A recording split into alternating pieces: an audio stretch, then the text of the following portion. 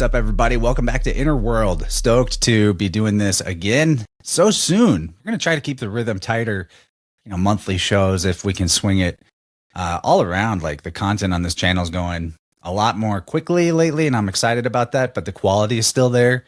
And we have tons of stuff left on the table and added to our notes from our discussions of Moses in the last two episodes. Particularly excited to finally deploy some of the comparative mythology around Bacchus and Moses, and as well the hitting a rock with a stick and making water come out. Got a lot on that today. Dylan, how you doing, man? I'm doing great. Excited to be here and looking forward to seeing the rest of your show notes because from what I understand, they were quite extensive. Yeah, they were. I think I have exactly the right amount today. We will see. Today, you're the one with overload, so I can see the flow on into next week, pun intended, since we're doing all this hydrolatry. That's too many R's, it feels like. We were just talking about the L to R interchange. You can pronounce that a bunch of different ways. Yeah, man. Well, having a toddler, as we were saying before we recorded, is a first-hand experience of why different dialects and regions have letters swapped to other letters. I was telling the story about my daughter making the sound a lion makes, which is apparently why. Why? Which, you hear a lot of people say their L's, especially if it's like a double L, and it can come out a little more of a W than a L. Some cultures can't even do an L. So it's interesting. I think I'll have a lot of accounts of letter swaps happening naturally with the little kid running around. Don't try to imitate that. Otherwise, you'll get flagged as like racist. Oh, man. That's funny. Been playing the Japanese Assassin's Creed game, and they're doing it on purpose constantly. Like the voice actors are just as cliche Japanese guys speaking English. Mushroom. Well, anyway, so I think, do you have anything you want to open with that's just on your mind before we get into the notes, man? I know sometimes we talk a little bit about how the work we're doing pertains to current events. Yes. I think the current events have gotten even more bizarre. I don't want to get on like a soapbox just because, we generally stay away from the current geopolitical climate. But one of the reasons, you, the viewer who regularly support us and see our work, this. But the people who come across that, this might be the first time seeing us, all of our work pertains to the current geopolitical climate. We just don't obsess that because what we're trying to show you is causality. And there is a lot of things going on since our last one. The undeclared war, as many people in the current administration have already called it, started. It started in the end of February, beginning of March. And it was kind of predictable, but there are soldiers march in Martius. Yes. And there's extreme religious undertones to all of this, namely the greater project, the greater Israel project. And that's pretty much the whole thing that has been the cause of all the chaos in the Middle East for the last pretty much century. You can see it was in the works maybe in the late 1800s, but definitely in the early 1900s. And I just published, I'd like to bring everybody's attention to this article. It's getting a lot of views and stuff. It's called, I just published it last week. It's called Israel, Absurdities, Atrocities, and Epstein. And I highly recommend your viewers look into it if you've never seen it, if you're not subscribed to my Substack, because I lay out the hypocrisy. And one of the things we've always covered here is the ideology of the dark occult. And in my opinion, when you look at it from like that 1,000-foot view or whatever, the biggest, if you could boil down the word, one word that describes Satanism and the ideology, in my opinion, and other people have different takes, but my opinion, the Hypocrisy. number one, the number one word I know what you're going to say. Is hypocrisy. And it's funny because that's what history's first actors were called, the hypocrites. And they were priests who wore different personas. And that's what you see with our politicians. You'll see them say one thing and then they do the exact opposite, but they say one thing to cater to you because they know that you like that. But then as soon as they're in a position of power, once you've voted them in or whatever, not that you do vote them in, but you get what I'm saying. Once you've gotten their support or they've gotten your support, they flip it.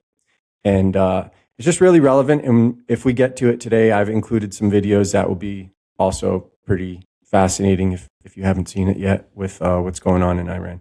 But anyways, I'm excited to get into it. And, you know, for those, I also do feel the need for people who might see this in the rest of the world, just know that there is an inordinate amount of Americans that absolutely cannot stand what our government has been doing because we're hijacked by Israelis. All of our media is owned by people that are pro this movement. And when you look at the land that has to be created, they've already killed millions, but they're going to have to kill millions more because ideally, if it were up to them, it would be from the Nile, which we're going to cover today, to the Euphrates.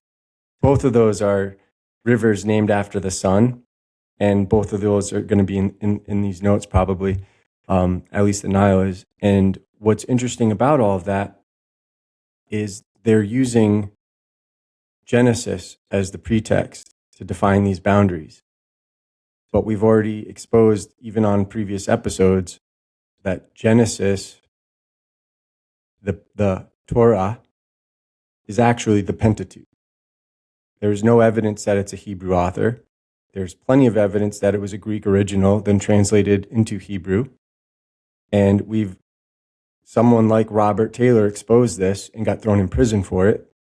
But it doesn't even have a title in Hebrew, let alone there's no evidence it was written by anybody named Moses. They're taking that liberty and telling you it's written by a guy named Moses. So this is very deep, but what we do is we debunk the very things they are using as pretext for this behavior. So Chance and I will never be involved in the political landscape or the geopolitical landscape, but what we can do is give the tools to those of you who are, and you can use that to debunk people when they make these claims. So let's get into it. Well, I'll add to that. The no new wars guy, that was one of his main running things, right? And here we are doing this stupid shit in the Middle East. But if you look at the sky in sidereal astrology, the recent lunar eclipse happened in Leo. You know, if we're looking at where the eclipse was actually at in the sky. And what we know about the occult is that they do like the dark occult, any version of the occult, they like to time what they do with particularly potent planetary situations, right? So if we have an eclipse happening in Leo, which is setting the tone for an entire cycle of time according to astrology precepts, and they do an operation at that exact time when the eclipse kicks off called Roaring Lion, you know, like you have to, not to mention that eclipse happened to be on 3/3 at 3:33 a.m. I think they just couldn't resist it. That's why they jumped the gun. It was like, this has to work, right? We got all the numbers right. But, you know, the other operation was called Epic Fury. I call it Epstein furry. Yeah. Like all those furries that those trans people are into and all that shit. Yeah. So this stuff is really important because, like Dylan just said, and we'll repeat as many times as necessary, for all of history, authority has been derived by mythological histories. We see that continually. There's every reason to assume that that's probably even true as recent as the Revolutionary War, right?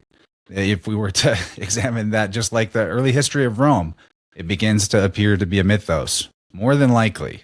And this is the rule, so if anything doesn't follow that rule, it would be the exception. But whenever you have a land expansion and war and people are being killed over a mythological claim to a place, there's a serious problem there, especially the fact that so many, at least subconsciously, if not consciously, of the people in our country who support all of this and support the country that's also a race, that's also a religion, because they feel like their Bible tells them to or their church tells them to, you know, that's completely rooted in their and in the long-standing tradition, both academically and religiously, of treating the Bible like a history book, fitting the data of artifacts and archaeology to fit the presupposition that biblical history is the timeline, and we're just trying to prove it. We're showing, we're trying to prove the opposite, or I think we have proven the opposite over and over again, that there is no biblical history. It's allegory, right? So let's start. Talking real quick, Chance. Yeah, sure. And the irony of that is, you look at, and it's funny to listen to. And that's why I tell people to show that, to view that article, because I include clips of like rabbis talking about it. And it's funny because it's like they're two opposing factions working together on this, pretending they're like together, but they're both using each other, and they both secretly are going to destroy each other. So it's like you have the Christian Zionists who are helping this Greater Israel project because they think it's going to bring about the second coming, whereas the rabbis are joking, is like they help us, but they don't do it for us. They do it for them because they're trying to bring about their Messiah. But this is going to bring about our Mashiach, which is Messiah. It's like those same. We've covered how those words in Moses are the same, same root words. But at the end, they're like, but they don't realize we're going to enslave them. Like we're going to each have like 2,800 of them as our servants. It's crazy. Yeah, well, I'll say again too, there are billboards in Israel with Trump plastered on it, calling him the rebirth of the great Cyrus, which is their Messiah. So, at least some of them are posturing, if not actually believing, that their Messiah has come back, which is intensely ridiculous. And Cyrus comes about of a mispronunciation of a time when it used to make sense to transliterate the Greek kappa with the Latin C because they made the same sound. But ever since like the Norman influence in English, the C in like Celtic languages can be pronounced like an S, even in like the Byzantine Greek and all that stuff that that's how I call it, because it's just right. His real name is Kairos, and it's Kyros, or Kyros, the sun, which is the sun. Lord. Yeah, literally the Persian word for the sun. Okay, and for anyone not hip to geography, Persia is Iran. This is Persia. So one thing I've talked about in previous episodes, I've alluded to, is how Moses and Bacchus have a lot of overlap. And I think we may have even touched on Taylor's point that he makes when he writes about Moses, that Moses was called Mises, like M-I-S-E-S or E-I-S. Mises, Muses, Moses. When you understand philology and the interchangeability of vowels, it really doesn't matter. It's the same thing. So also consider the things we've talked about in the previous episodes regarding Moses and rivers and hydrolatry in general, worship of water, association of local waterways with divine figures and saviors.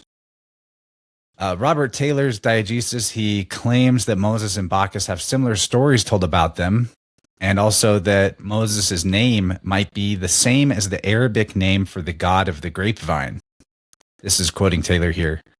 Even the name of Moses himself, as it stands in the Greek text, is composed of the same consonant letters as Mesis, the Arabian name of Bacchus, of whom precisely the same adventures were related and believed many ages before there existed a race on... I'm sorry, the burn is too good. Many ages before there existed a race known on the earth as the nation of Israel, or any individual of that nation capable of committing either truth or falsehood to written documents. There have been dancing bears, sagacious pigs, and learned horses in the world, but the Jews are as innocent as any of them of the faculty of original invention. The Taylor burns are too hardcore, man. It's unreal. So if I'm going to pull up, and he doesn't really quantify or give the receipts to some of what he's saying there. So that's why I wanted to chase down these claims that he's making. And here we have Bacchus. And jump in anytime, by the way, Dylan, if you have thoughts or comments, because they might come in too much and you might lose them. And I've got my notes right in front of me. So this is there's a lot of really amazing mosaics on the subject of Moses at the ancient city of Zeugma. The Okeanos Villa is where this comes from, Dionysus or Bacchus. It is dated to the 2nd or 3rd century AD. It's kind of hard to really ascertain a clear picture in a mosaic like this because obviously it's it's low res. It's like video game 8-bit art, but these look a lot like horns. Maybe they are. Maybe it's a laurel wreath. I mean, I'm not trying to say that it definitely is horns, but or the moon crescent. So like one of the things I've been exploring, yep. And one of the things I've been exploring is how these names are basically like even Dionysus, Dione, Diana, and Jacob Bryant makes the case of like the use of da meaning the. So like you have like this river going even in like the Eastern Europe, Dnipro, but in the ancient records it's Dnipre or Dnipri, and so the Dnipro, it's the Dnieper or Dnieper, and or Dnipre, and so like when you see this Dione or Diana, it's Da Yoni, which is the dove, Yona. It's so obvious. And that's the symbol of the crescent and the arc as well. That's the feminine generative power. So here we have a male figure wearing the, assumedly a male figure wearing the feminine generative power on his head, androgyny. So looking at, if those were horns, just saying, here's Moses, the famous Michelangelo sculpture of Moses with the horns. We've talked about this before, but Moses is described as having horns when he comes down from the reception of the 10 Commandments. This puts him right in league with other Egyptian deities like Ammon. And that is a bigger topic. But I want to get into trying to back up some of the claims that Taylor was making. Go ahead. And just as a reminder to people who might be seeing this for the first time, that those horns are symbols of radiance or light or the sun, because it comes from also the same word for horn and radiance in Hebrew is keren. And we've covered that, but I just want to gloss over that real quick. Keren, Kron, it's time, it's KRN, it's Chronos, horns, radiance. There's a lot in that nifty little Kaf Resh Nun phonetic right there. So yeah, I want to back up some of what Taylor said and do my best about Moses, Mises, Bacchus. He didn't have the internet, so proving the claims he was making wasn't always something that was easy to do, especially granted that a lot of times he was living and writing in a very restricted place. A lot of what he talks about has to just be coming from what he's committed to memory, which is actually all the more impressive. So I think he's probably referring to when he talks about Bacchus being called Mises by the Arabians and having the same stories as Moses. The 17th century religious scholars, and probably before that too, but especially 17th century, guys like Vossius and Pierre Huet, they believed in this idea called the Prisca Theologia, or Theologia.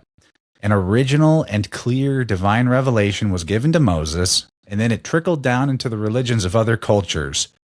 So basically all of the syncretism that you can do between religions of different cultures, they're all just copying Moses, and it's a game of telephone and they're losing the details in the game, but getting some of it right.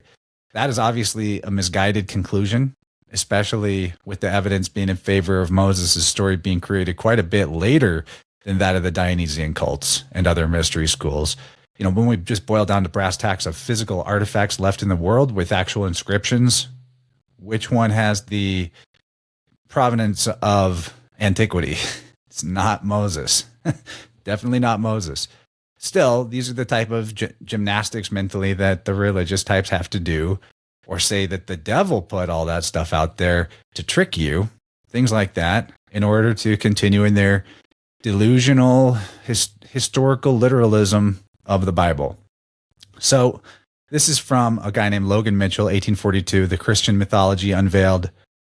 That the god Bacchus was the archetype of Moses seems to have been the opinion of many learned men, particularly the celebrated Bishop Hewitt and Vossius, who agree the Arabian name of Bacchus is Mises. You roboted. Can you start over? Because if that translates to the viewer, they're going to miss like part of the first sentence when you started. No, that should record just fine on my end, but Oh, okay, I'll my bad. repeat it because this never hurts to repeat. Was it the quote that roboted for you? Yeah, I just wasn't sure for the audience's purpose if they're going to see that. So The beauty is we're getting recordings on our local side. So it's not, what we see at the end is not what went through the tubes of the internet to each other. But yeah, the god Bacchus was the archetype of Moses. And he names a couple learned men who believed that and who agree the Arabian name of Bacchus is Mesis. And then a book called Doubts of Infidels. I love that title.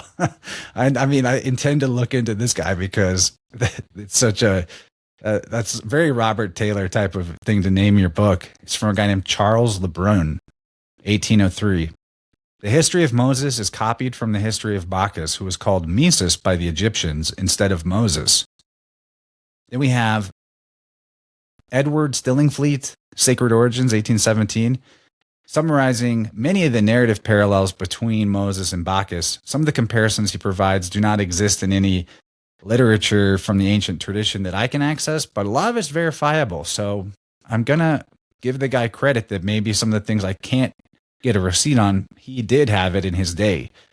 Bacchus differs from Moses in that his story doesn't have an official canon version, and that means a lot of these parallels are not going to be in some kind of exact order or all contained within the same source. Unlike a lot of the parallels between Moses and Jesus, they even happen in chronological order.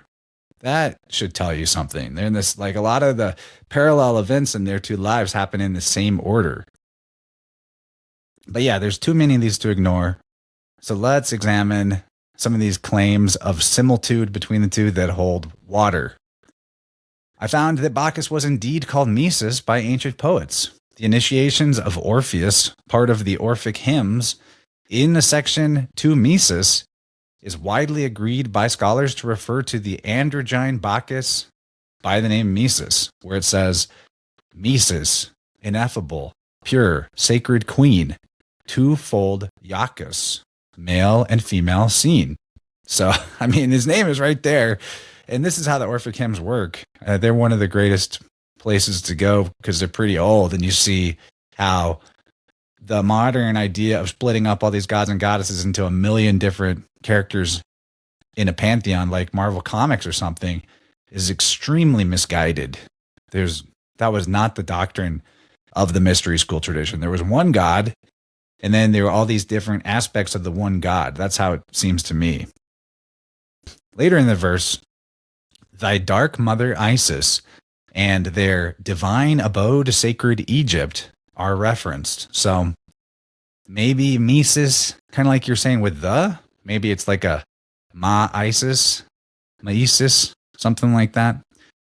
Of course, I think the special boys are going to make the claim that this is all spurious because the Hebrew of the Old Testament calls him Moshe or Mem Shen He, not Moses. But I don't think that is actually a detraction from the point. What do you think?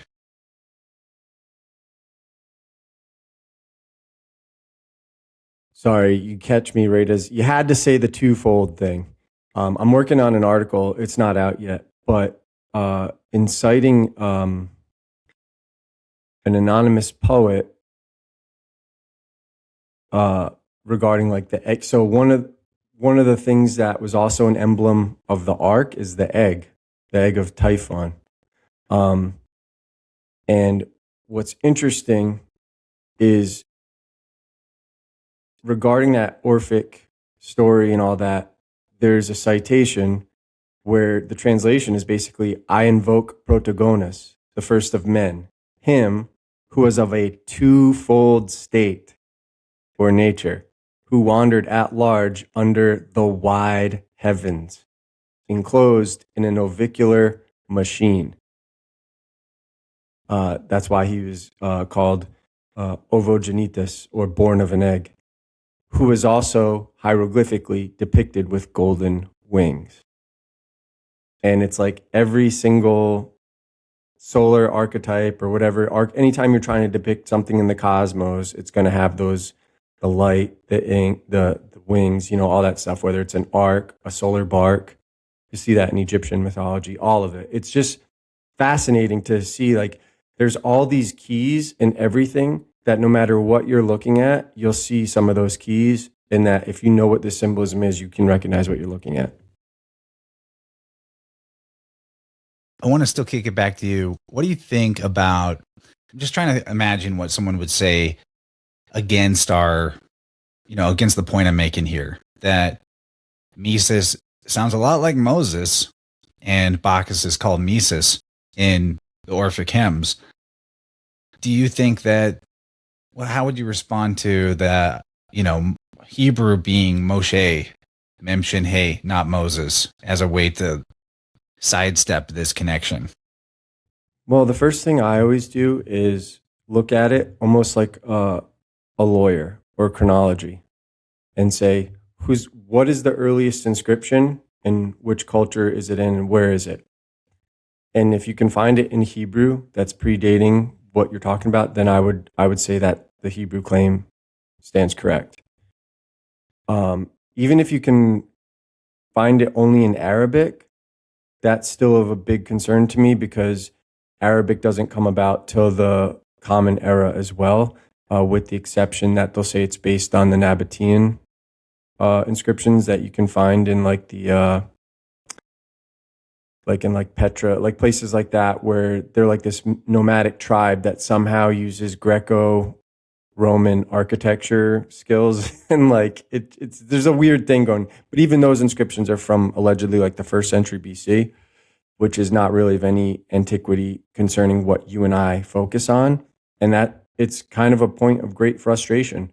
So as far as Moshe and any of that Hebrew stuff, just find it in the historical record, like, or is inscribed. Like, you can't do it unless you're lying about the provenance and like that. Like, what we see is a bunch of documents that don't date any older than the Middle Ages, but they may be copies of stuff that used to exist in the ancient world. I'm not going to say that isn't the case, but without any other points like to support that, it's not something to hang one's claim on. And that's what they're doing. They're inverting history. And that's kind of the tragedy about all of this, and why it's significant to these conflicts, is because these same people who have inverted our history at the behest of the religious institutions are now using that inverted history to lay claims on land. And the real consequence of that is they're killing people and displacing. Like this past week, over 200,000 Lebanese people in southern Lebanon were displaced. Just imagine just having to pick up everything you've ever worked for your life and just being forced into poverty and being displaced and forced to go north to somewhere you might not even know. It's really sad. But that is my thing, is I don't have an emotional attachment. I just look at both sides, who produces the earliest artifacts. And it's almost never certainly on the Abrahamic side. It's always easy. And when you look at when they claim it's dated to, okay, what does other people in the area say? Are there any other inscriptions in thriving cultures that would know about this stuff? And there never is. That's my problem with all of it. But if there were, I would just get back in line, right? I'd be like, yeah, it's accurate. But they can't do that. And I would say there's just the difference in language. Terminations, Greek is going to put an S at the end of things and Hebrew is not. So in terms of going back, sorry, I see what you're saying. It's the same word. Going back to the ancient world, yeah, the further you go back, it's just roots. And then different cultures dress things up differently with termination. If they were ever connected, you can see that they share the same roots, especially in this system. Yeah. Yeah. Or Josephus calls him Moses. He's supposed to be the historian of the Jews. Anyway, it just kind of, maybe I didn't need to belabor that point, but. Well, no, I get it. And it's worth noting, because if you're going to talk about this stuff, people are going to mount arguments, and you don't want to look like an idiot if you're speaking about something you don't know anything about. The other thing that's worth looking into is Reverend Taylor often uses the Ammonian radicals and cites those. Well, that guy that I was telling you about earlier, Jacob Bryant, he's the one who created the idea of the Ammonian radicals.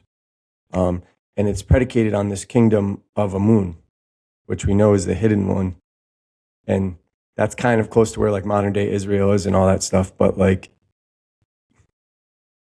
well, I don't want to digress, but you could, for every case you can say it comes from there, I can make the case that it comes from Italy, but that's neither here nor there. I will also say that just in the last couple months, alleged artifact has been found dated to the 4th century BC, according to Fox News. An inscription in Sinai that has the name Moses referenced on it. That's August 18th, 2025. Just within range of us doing this. To me, I'm like, convenient. Yeah, that's convenient. I haven't really looked into this artifact, but I have destroyed carbon dating as a reliable method to get a real date in past content I've done. And I'm not going to trust any carbon dating, especially when the way that they calibrate carbon dating, they have to get a carbon date, I'm just going to keep this really simple. They have to account for all of these different conditions, environmental conditions that change from, year to year. They have to guess what year it probably came from and then calibrate their stuff to account for the differences in composition of a thing, to keep it really simple, based on the year they think it's from. So to even get a carbon date, they have to guess when they think it's from and set their machine readings to be, congruent with that. And then voila, we were right. It is from this time. Like the whole thing's a farce. So, and it's all from the Epstein people. So for you who think that it's unscientific, here you go. You're welcome. First step of the scientific method: observe natural phenomena or a natural phenomenon. And to your point, if I were a judge looking at this matter, I would not admit it to court, because it's like, you can't find artifacts supporting a history you came up with before the artifacts. It doesn't work That's that how way. History works. That's And how it's they like, do it. And it's like, yeah, well, it would be different if like they were humble about it. It would be different if it was like at certain points they're like, we think this is what it looks like, but we could be wrong. But they're like, no, this is what happens. We have a right to this. God is my, I get all my rights from God, blah, blah, blah. That's the problem with this, is like, you see it even with the Dead Sea Scrolls. You see it with, there's no Noah. There is no Noah in the flood. And then they come up with this, well, there's Gilgamesh. And it's like, yeah, you mean that Gilgamesh that wasn't found to the 18th century or whatever it was, 1800s, I should say, 19th century. I wasn't even going to get into it, but since we're on the subject, it's all retroactive. This is what the Israeli-American researcher found in the Egyptian desert that supports his belief that there were Semitic slaves working in the desert back then. Oh, Jesus, 4,000 years ago. So this rock right here, they say, is proof of Moses 4,000 years ago. I mean, you don't need to do any further investigating. Like, could you make those scratches on that rock? It's retarded. It's literally it's like insulting. You know what I mean? Yeah. It'd be different if they just said, "Hey, I found this rock." Does this? It depends how you. All they have to do is put out a headline to the right people, like Fox News, and it says, "Oh, we found an artifact proving Moses existed 4,000 years ago." People never even see this image; they just see that headline and they go, "Yep, checks out with my belief system." And it's another point in the weightiness of their subconscious assumptions about reality. So, anyway, since I brought that up, I had to show this because, I mean, it is insulting. I think you put it best. This is insulting to our intelligence to tell us that this has anything to do with Moses or that you know exactly how old it is. And I mean, I could make those scratches on a rock in 10 minutes. Yeah, and we also have to remind people that Fox stands for 666 in numerology. So and that's going to be important to some of the effigies we're going to show, if we have time, of what's going on with Iran right before the war. And the significance of that 666. And it's like, you can see if your information is coming from these sources who are owned by the very people who are pushing this agenda, that's your answer, right? You don't need to look any further. It's not coming from an independent source. Okay, so back to Bacchus stuff. We know Moses is associated with Egypt. Herodotus says Hermes carried the infant Bacchus to Nisa, which is above Egypt in Ethiopia. The Homeric hymn to Dionysus puts Mount Nisa near the streams of Aegyptus. Diodorus Siculus identifies Osiris with Dionysus and quotes a poet who places Nisa where the Nile's water rises. The ancient tradition closely associates Bacchus's upbringing with Egypt like Moses. So Nisa, as in Dionysa, he is from the place where the Nile's waters rise. He's the god of the Nile, people. It's pretty clear. Then, of course, we talked real quick, because we can't gloss over this. That's also how Noah's name is written in certain cultures. It's written as Nous, same as mind, N-O-U-S, but also N-U-S or N-Y-S, Nis. Well, I'm glad you pointed that out because you're absolutely correct about that. And just like Noah in his ark, Bacchus was put in an ark and exposed to the river, which we talked about all the different versions of this, I think, in the first episode of our Moses. This is Pausanias, description of Greece, 324.3. The inhabitants of Brace have a story found nowhere else in Greece that Semele, after giving birth to her son by Zeus, was Semele being Dionysus' mother. She was discovered by Cadmus and put with Dionysus into a chest, which was washed up by the waves in their country. Semele was no longer alive when found, but they brought up Dionysus. That's exactly the same story as Perseus, too. Put into the box with his mom. It's all the same story. And when you understand that this baby in a basket on the river is the same symbol as Noah in the ark, because the baby represents, the new age, comes out of the box and then grows up to the new age. Noah comes out of the ark, starts a new age, right? It's the exact same symbol. Baby in a box on the water, check. Bacchus has got it. Then Moses and Bacchus. Hold on. You mentioned the Cadmus story, and one of the reasons that the current scholars of the day have such a hard time letting go of these fables is because they think that is real, that the letters were introduced from Cadmus, despite them being a more advanced alphabet from the Orient that proves it's younger than what we have in Europe.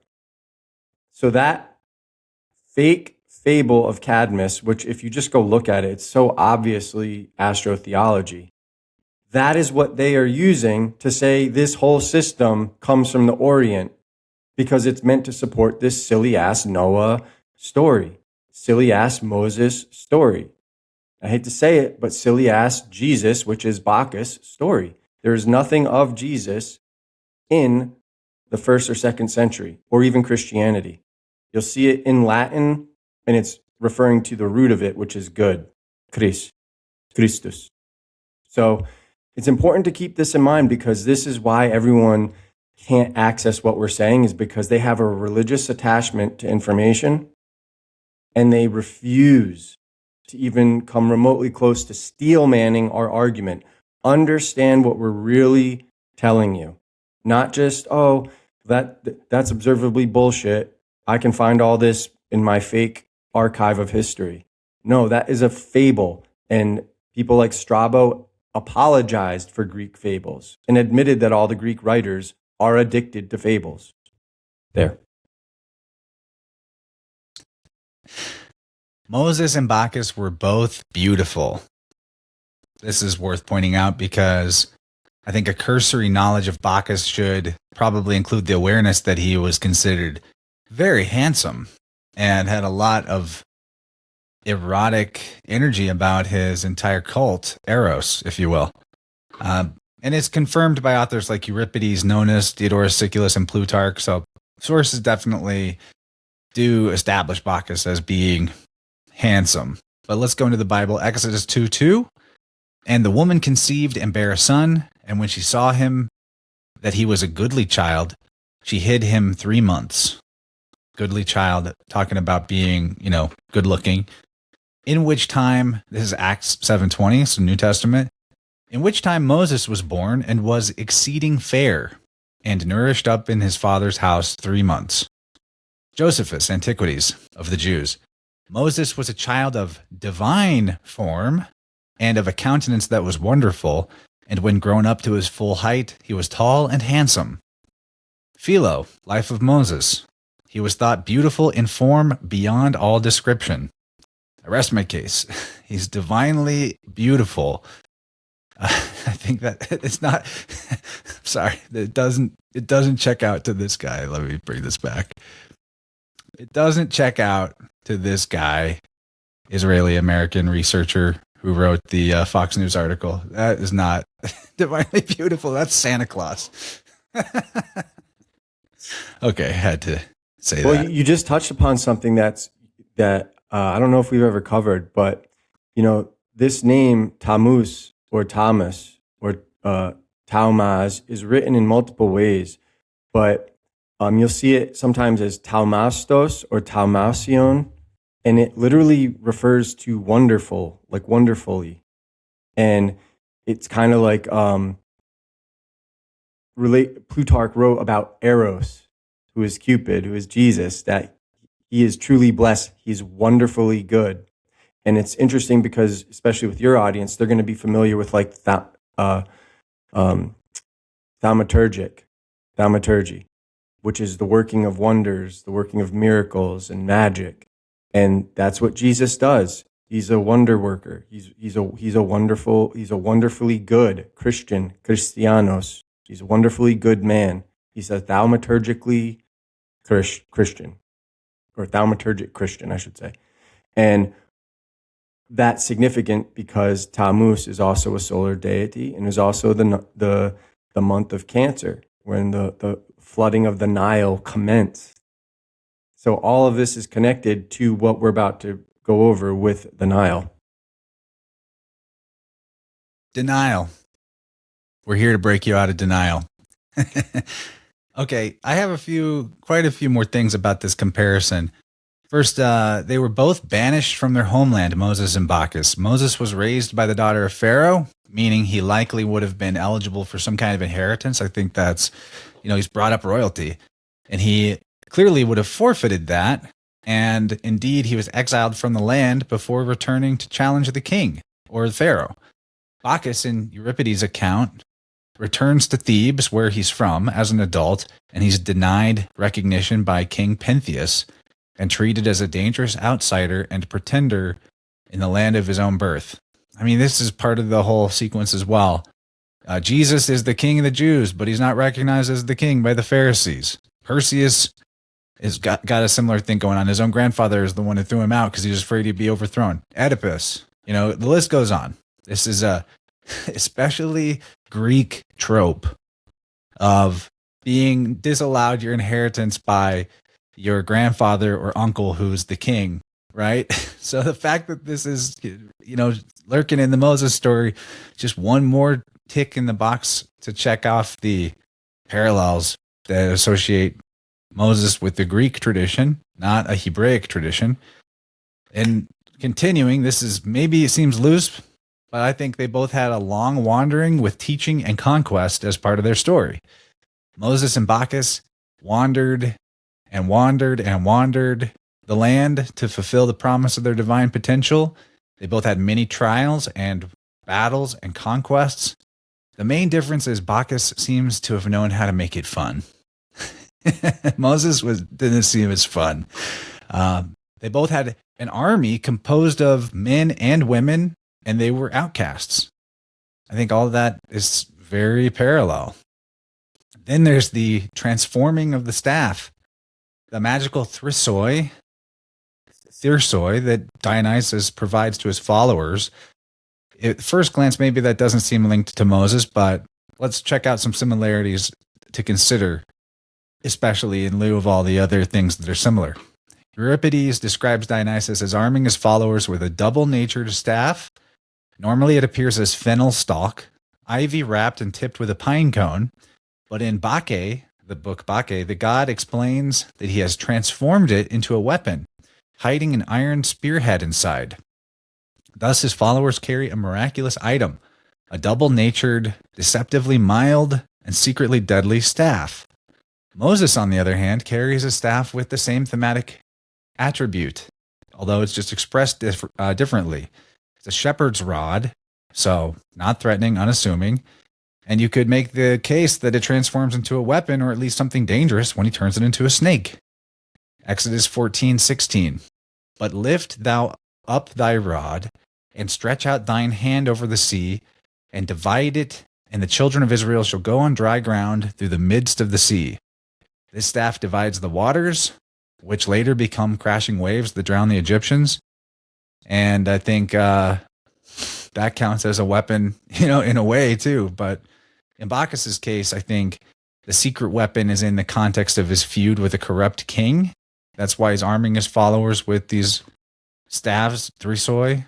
And it's similar to Moses having a fight with Pharaoh, of course, including initiating multiple plagues by the use of the staff. So generally speaking, Bacchus is also associated with snakes. That's something to be clear about. Moses is too, even if you might not think about that at first glance. He's putting the snake on a staff, right? He's turning his staff into a snake. The brazen serpent happens later. Turning the staff into a snake happens earlier. But I think the most famous has to be the parting of the Red Sea. And Moses does this in complete parallel to Dionysus, who, well, maybe not literally a perfect parallel. He doesn't part the sea like Moses, but he's featured in several tales where he has a miraculous control or command over the sea or over a river, usually in the sense that he tames it in some way so that his followers can safely cross it. Now, go ahead. Just before we get too far beyond it, just the way you're saying that word for that staff, just thinking about like your daughter and little kids and stuff, and like that's actually a process called transposition when things are pronounced differently and moved around a little bit, but they maintain the same roots. The process of threshing sounds like thresh, which is the separation of grain from corn and other crops. And if I'm not mistaken, when they do it, it looks like they're beating things. That is also why the people who, what's that called in those like really devout Christians where they like beat themselves? That's what it's called. Flagellation. Yeah, that's exactly it. And it's based on that. And I just wonder if there's any connection to the origin of that in those Bacchic mysteries and symbols. Well, I think I was saying it wrong, but it's Thyrsi when plural, or Thyrsus. Yeah. But I mean, that sounds like Thor, Thorsi. It's got that T to the R, which becomes relevant later when we start talking about the Nero cycle, a little more narrow cycle, which we may or may not find ourselves in here. I'm totally off base on how long I think things are going to take. This stuff is deep, right? So here's Bacchus talked about by Higgins, my favorite. In Bacchus, we evidently have Moses. Herodotus says he was an Egyptian brought up in Arabia. The Orphic verses relate that he was preserved from the waters in a little box or chest, that he was called Mesim in commemoration of this event, that he was instructed in all the secrets of the gods, and that he had a rod, which he changed into a serpent at his pleasure, that he passed through the Red Sea dry-shod, and that when he went into India, it is said that he touched with his magic rod the waters of the great rivers Orontes and Hydaspes, upon which those waters flowed back and left him a free passage. So I couldn't find whatever Higgins is referencing to make that statement, but it's a similar deal with Taylor. He may be pulling stuff from memory, maybe getting a little bit wrong potentially, or maybe he had access to texts that have since been mothballed in some private collection and never saw the light of day in the internet age. I think the latter is actually pretty likely. So this is an account similar to Moses being pursued by an army across the Red Sea from the work Dionysiaca, 5th century, allegedly. The Bacchus's army is crossing the river Hydaspes while they're pursued and being attacked by Indian soldiers. sounds pretty close to Moses already.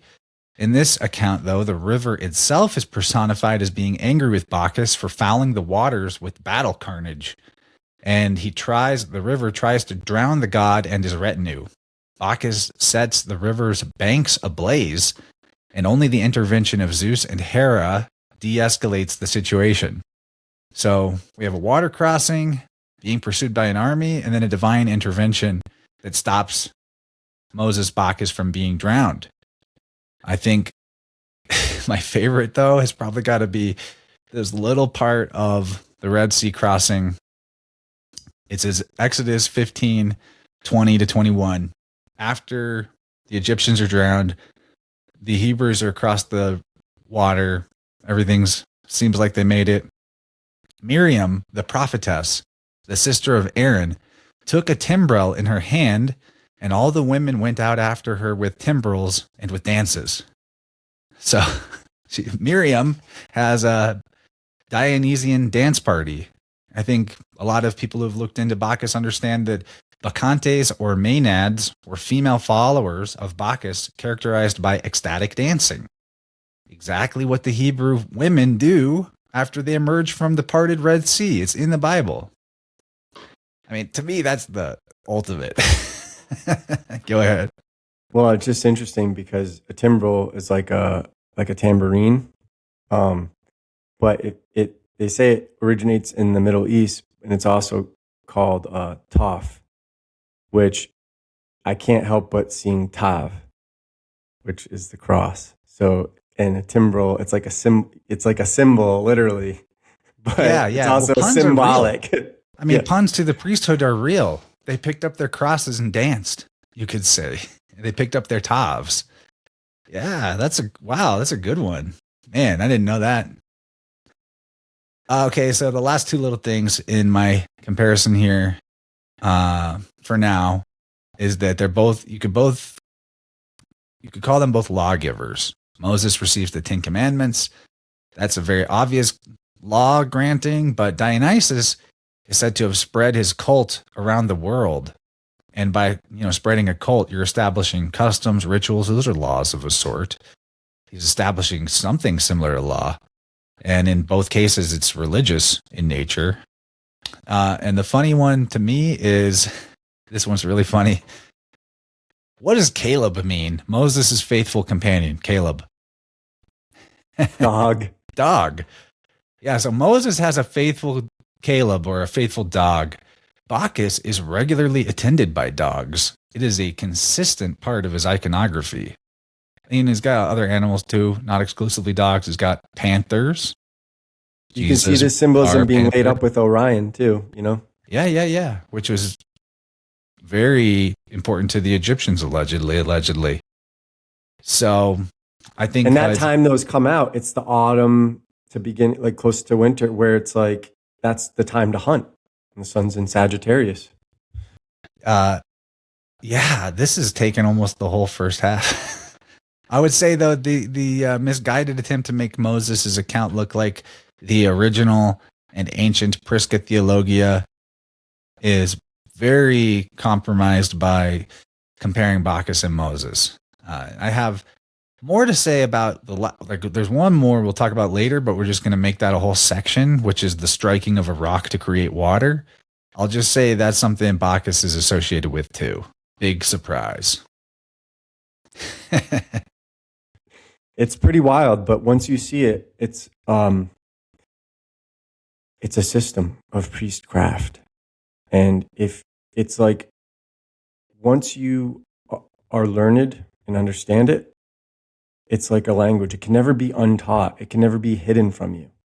Any new cult can come along, doesn't matter what era, they can start redisguising all of this stuff.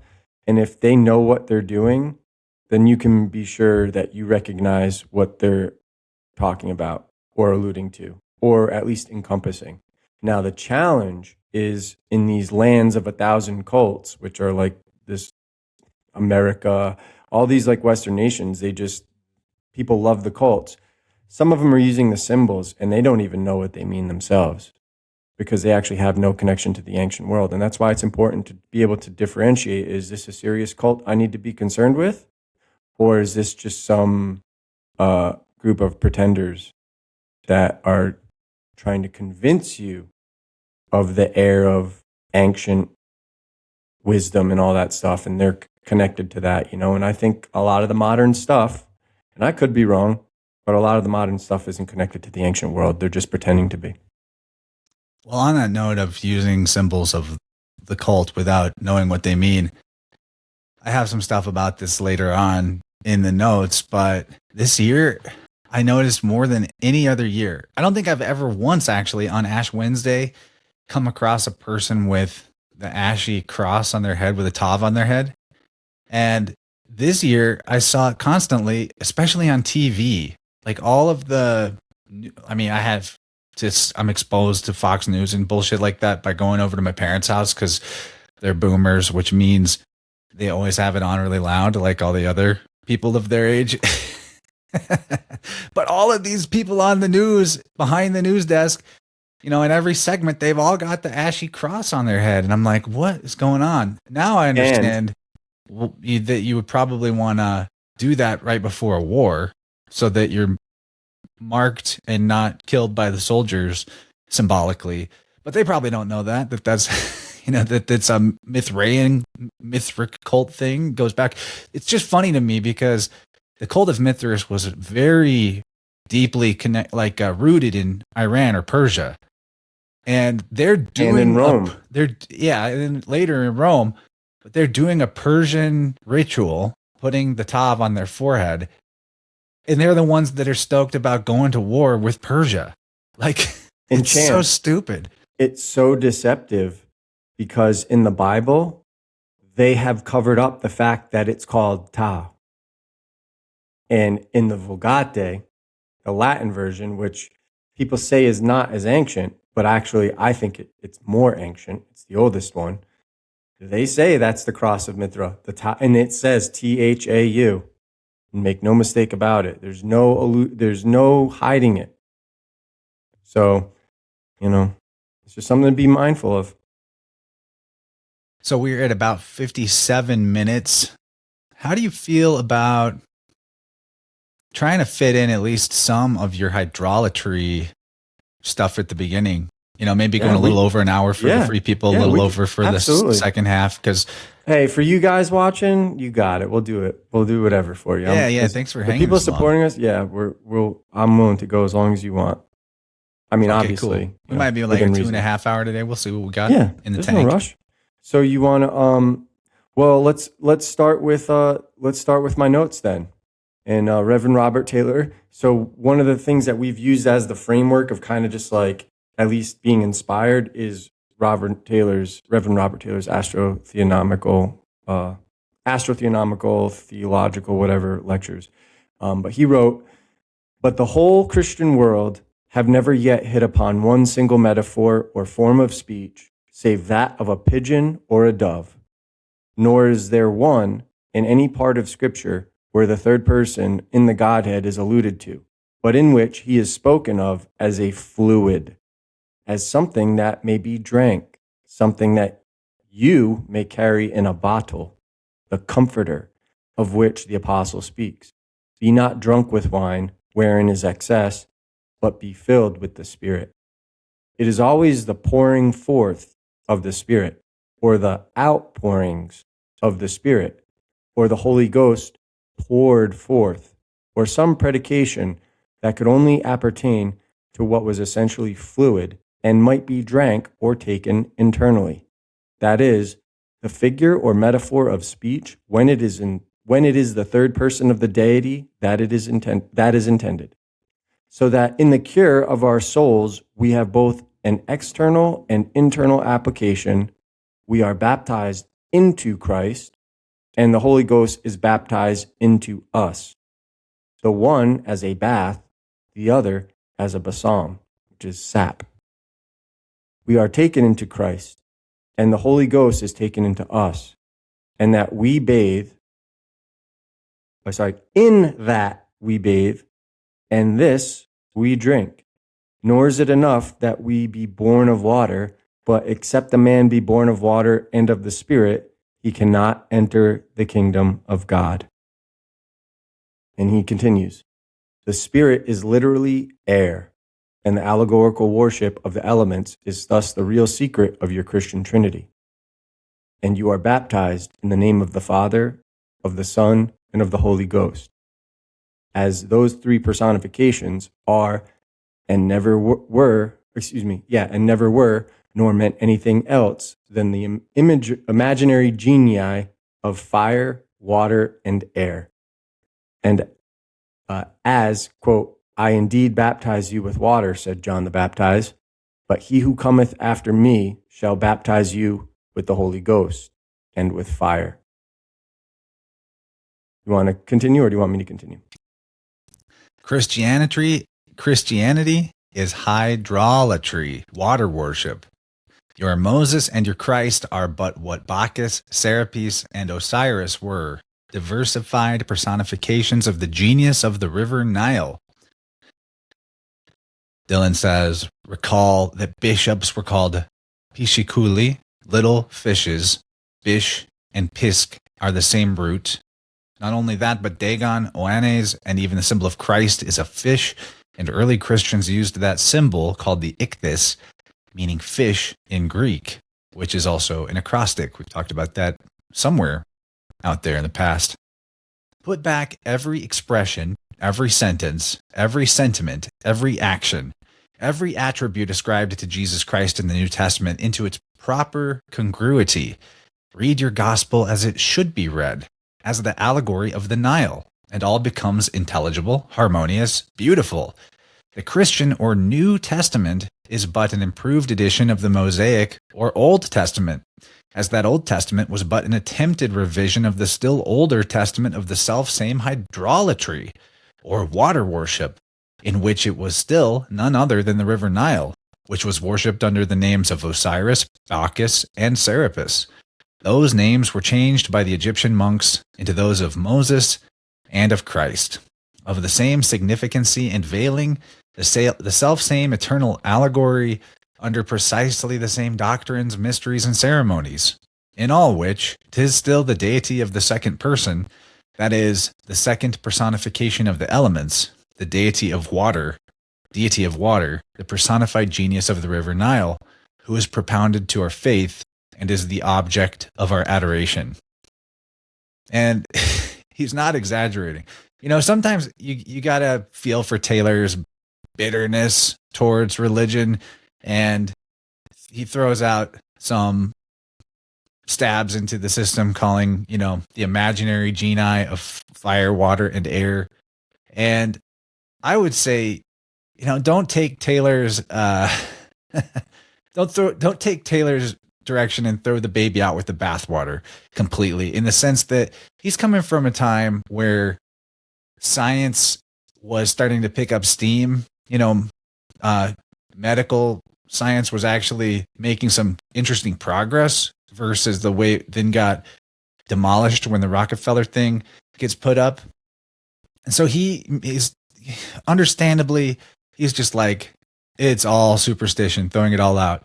But when we talk about nature and the concept of elements like fire, air, earth, water, there's a very useful philosophical framework there, right? And so I'm just pointing out, like, we don't necessarily need to throw out everything harmonious about this system in terms of the way that it allegorizes nature and is a useful framework of thought and philosophy.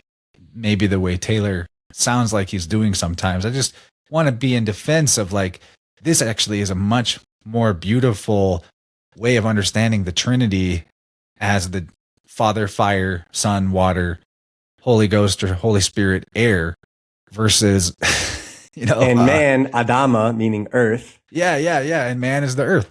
You know, that's much more beautiful than the old bearded guy in the clouds and our Savior who gets murdered in the literal history, and nebulous, hard to understand concept of the Holy Ghost when you're going literal. Like, who's that?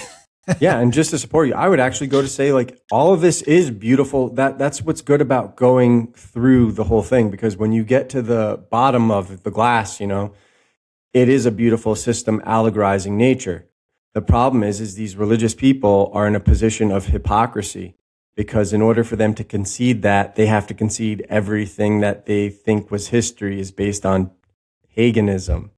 And they don't want to concede that because they have it in their mind that paganism is of the devil rather than it just means villagers, right? So pagani are villagers, and people who interact with the real world and nature.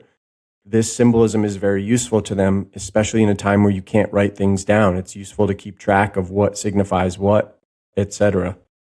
Yeah, and to back up the point about the symbol of Jesus being a fish, some of the other oldest symbols of Jesus are the anchor and the boat. And all those happen to also be on Roman coins from the time that the cult was being established there. I don't know what else to associate a boat, an anchor, and a fish with other than what do all those things have in common? It's water. And a lot of it comes from a maritime empire. And that's what I'm interested in, because it's observable that's being covered up by this farrago of mythology being taught as history. You're covering up real history that I think is important, especially to European and the Mediterranean region. Yeah, so take us through this next section. That if you don't mind, I know this is from another one of your posts, Fresh Batch. I don't mind at all. I just include it because it's relevant. It's all about I just don't want to hog it, but yeah, I keep it. Bring that in. I want this in here. Yeah. So this is all from Fresh Batch number 186. You can find in my Substack. But basically, it refers to that universal hydrolatry that's used in the Mediterranean cultures. And the author that I cite, his name is Jacob Bryant. And what I like to do with my followers is go through what's actually in the historical record. And one of the best writers you can read is Jacob Bryant, for sure, because he cites all the old authors and it helps you find them. But he wrote, the temple is said to have been founded on account of a pestilential vapor, and which arose from a cavern, and to which some shepherds were conducted by a wolf. Were I to attempt the deciphering of Ferentum, I should proceed in a manner analogous to that above. I should suppose it to have been named Feren, ignis vel solis, fons, from something peculiar either in its rites or situation. That's basically the fountain of fire or the sun in Latin.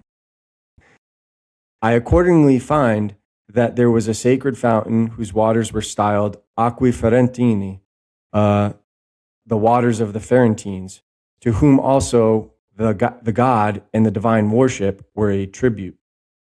Here we have a grove equally sacred, mentioned by Livy and others, where the ancient Latins used to hold their chief assemblies. And this grand meeting used to be in a place denominated from fire. It was the cause of those councils being called ferii Latini. The fountain, which ran through the grove, arose at the foot of Mount Albanus.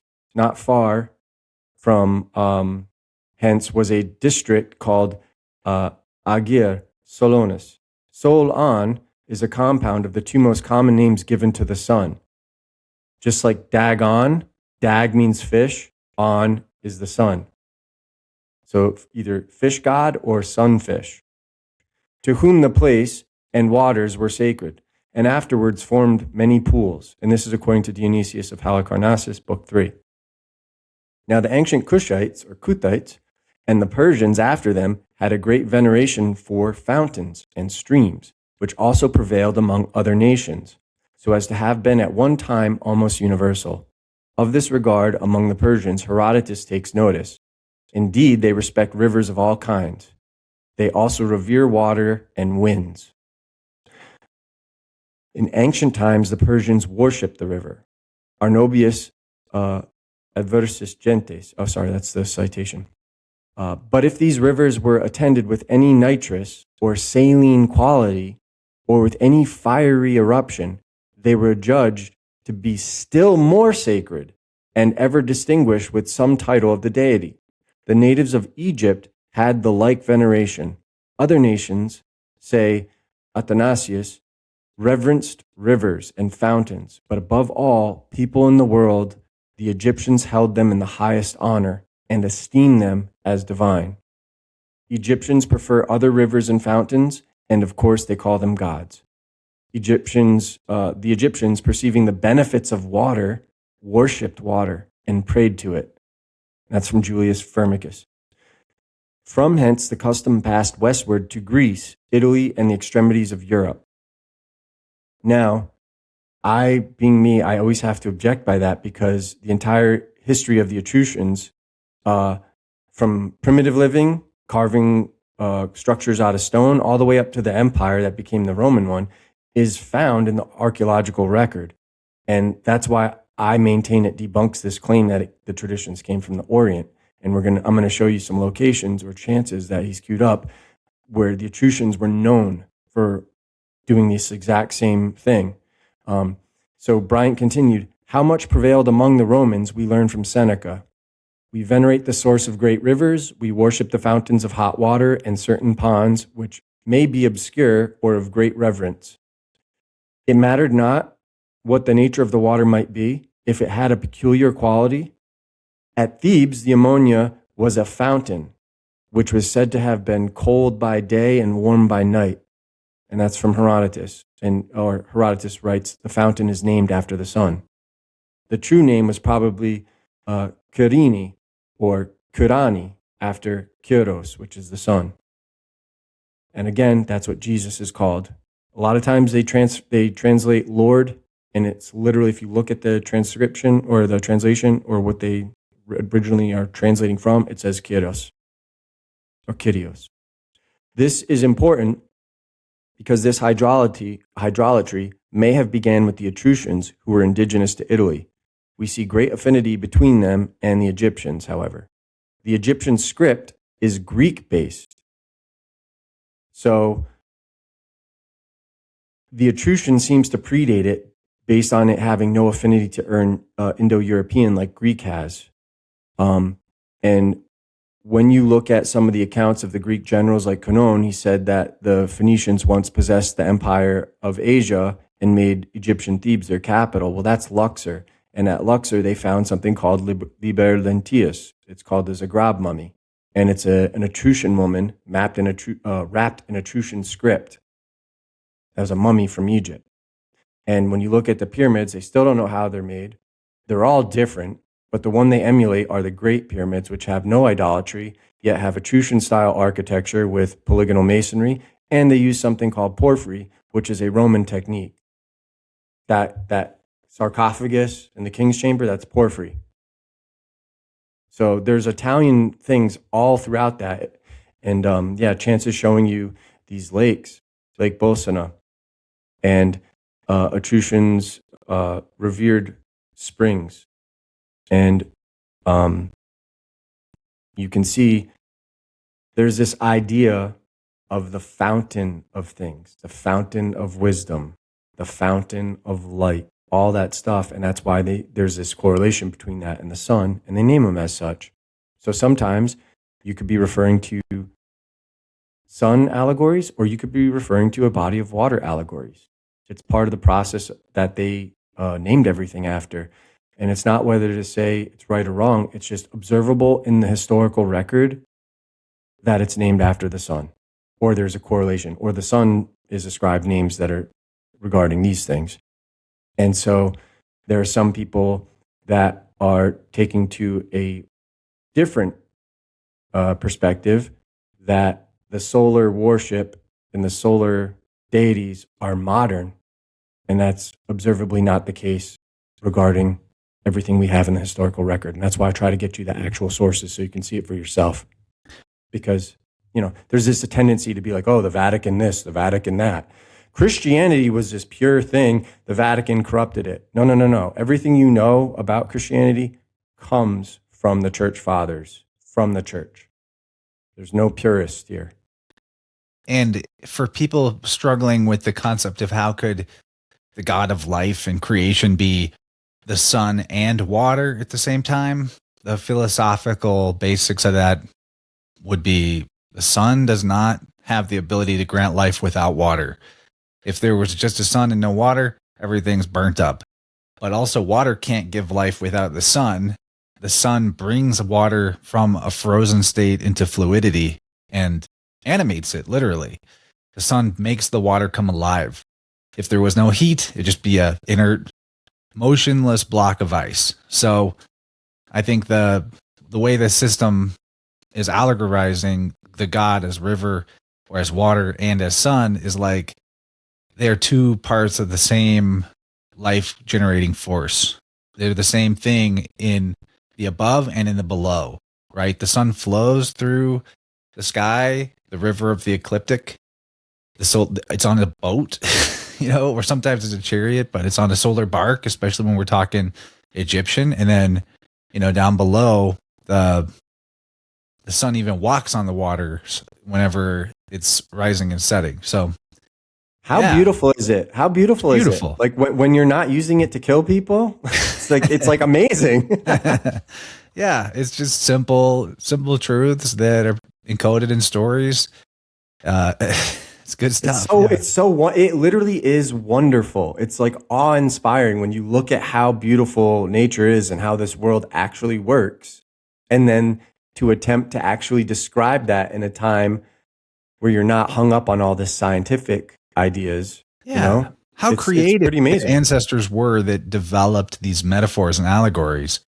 It boggles the mind, the stuff that they were able to, and it all just came from observing nature without being distracted, having a real connection to what it takes to survive and what it means to be alive and follow the rules established in this place by whatever created it, you could say.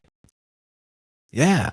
So that's a good point for the free people. We gave you guys a little extra past the hour.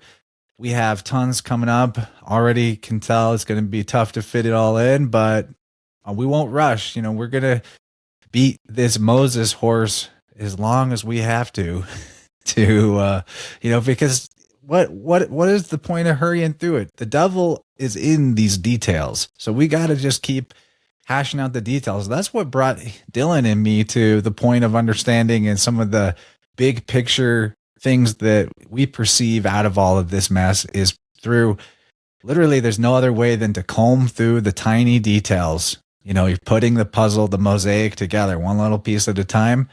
And we're here for it. We're here to bring you along on the journey.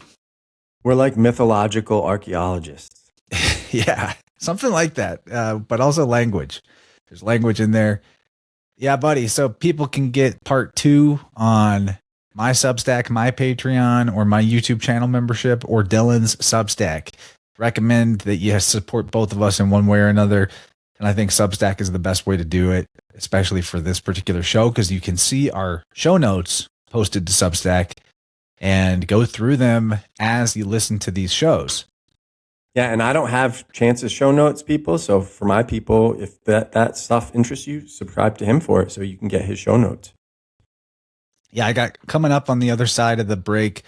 We're going to talk about the 10 plagues, and we're going to get back into the Naros cycle, or as Higgins called it, the Nero's cycle, and just how many things encoding that particular cycle happen to show up in the Pentateuch, and particularly in the Moses story. It's good stuff, and we'll see where that takes us from there, man. Thanks, Dylan. See you guys on the other side. Thanks for supporting. Thanks for listening, free people. But just know, we're only getting warmed up here. There's a lot better stuff on the other side. Come on over. Come on over. We're working hard for you $8 a month. Barely even asking for anything. All right. Peace.